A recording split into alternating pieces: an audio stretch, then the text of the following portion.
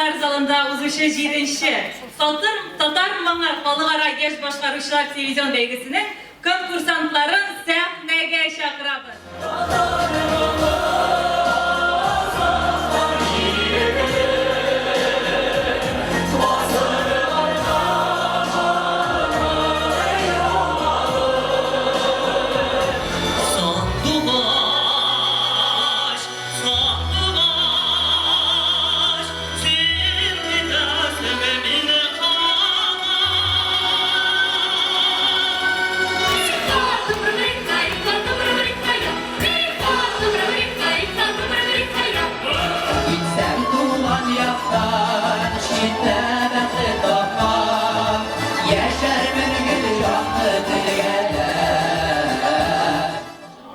Jır mena bire şatlık bire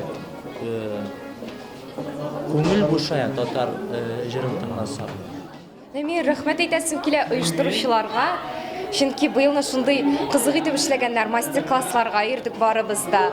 Таныштык, аралаштык, менә бер атна буе шундый кызык булды инде.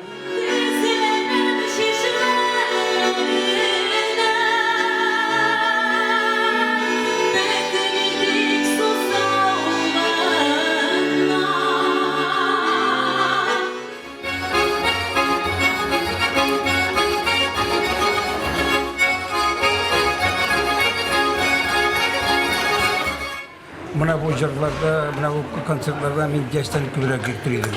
Kursinler, işitsinler, öğrensinler. Televizyona tigil, sayıtkana tigil, bizim naya bu karetirgen şunday jırçılarımız. Şuların tını yüzümden yaşaklarga da koyup kileyim. Mümkün işte olur. Olay bulalmıyor. Çünkü aytan bir Tatar zırada bir köp türlü, onların türlü sahnelerde zırlıyorlar. Kontrol turunda biz bir köp sileştik, lakin birincisi de barıp çıkmay, kontrol işlep oldu. Bugünkü şartlarda iyi mi? Hayır, bugünkü şartlarda. Halk özünükin, lakin tağın bir aybır var. Halkını biz kızıp da bitireyazdık. Lakin bugünkü meclis, buna şu şimdi eybat zırına, eybat davuşlarını kabul etti, onlarga tansık. Demek ali Tatar zırı, Tatar mını yaşadığı söz. Миңа калса бик кызык тәкъдим. Мин шуны гына өстәр идем монда. Фонограммага җырлауны тыйырга кирәк гомумән.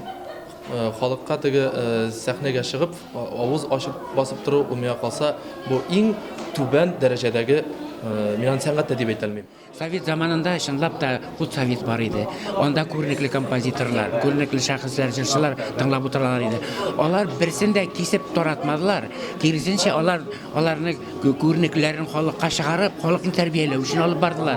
Demek bizning bugün günde kızgançka karşı nindidir bir terbiye yolunda tugul. Halkının köngülün ezrekine tanışlandırı, koyguların bir solar unutturu diyen kebek. Yani mesela kişki oyunlar, alıp barganda ya olmasa toylarda Dege tuğan günlerde ötkergen yukarılıkta düşüp bardık biz. Min aytganim boldu. Kemayevlar, Jalalovlar talantlı yigitler. Emma alar yukarılığındagı jır sanatı ul halkının nişik tüben düşüre mümkün tugul. Alar aşa halkının yüzün körüge. İdeallar jimirildi. Komsomol yupka çıktı, partiya yupka çıktı. Hem o şurada bizning ayrıca yaşları bizning ruhi dünyaları boşap kaldı. Hem de şu boşlukni türlü ışsız jırlar, ışsız şiiriyet, ışsız sanat şu boşlukni tuturdu. Meni kalsa adil, namuslu hükümdarlar için Tatar sanatı için can atıp turgan şunday şahıslar bulu kerak deb anglayman. Men bu tema boyunca başında otam bir 10 yıl boyuna bilmeyim ben işi işlep çıkarga, anın için kimni ursayt bir kimni pradavit, kimni anlatırga. Çünkü 1000 jırçılar, 1000 kompozitörler millet yok. Bütün jırlı bilgen kişi de, bütün jırası kiyen kişi de sahneye menip jırlaga degen söz tügül. Bilmeyim, belki sertifikat, belki lisenziya. Yani benim iki fikrim de var. En usta fikrim, o lisenziyanın nesası eybetmene. Eğer şu lisenziyanı birsek, köp men sahneye çıkıp, isirip, kaset koyalmaysa, milletten küldürürler. Yeterlik bizim andık kişilerimizde.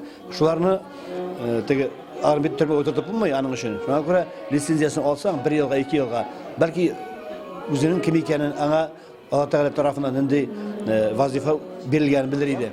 Мин уйлыйм, бу бер булачак. Чөнки башкача буның юлы юк. Демократ дигән әйберне безнең бөтен халык да дөрес аңламый. Демократия кирәк, ләкин мондый ук дәрәҗә түгел. Сәнгать өлкәсендә бигрәк тә.